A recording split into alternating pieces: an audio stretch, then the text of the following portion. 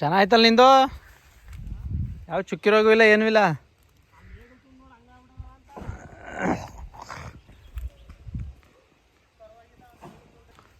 ಏನೂ ಆಗಲ್ಲ ಬಿಡು. ಯಾವುದು? ಎಷ್ಟು ತಿಂಗಳಾಯ್ತು? 5 ತಿಂಗಳಾಯ್ತು.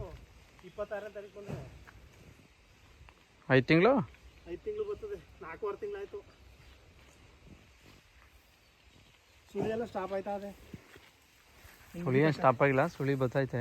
ಕೆಲವೊಂದು ಸ್ಟಾಪ್ ಆಗಬೇಕಂದ್ರೆ ಚುಕ್ಕಿ ರೋಗ ಬತ್ತೈತೆ. ಚುಕ್ಕಿ ರೋಗ ಚುಕ್ಕಿ ರೋಗ ಇಲ್ಲ ಅಂತಿದ್ದಿ, ಚುಕ್ಕಿ ರೋಗ ಬರ್ತದೆ ಅಂತಿದ್ದಿ ನೋಡಿ.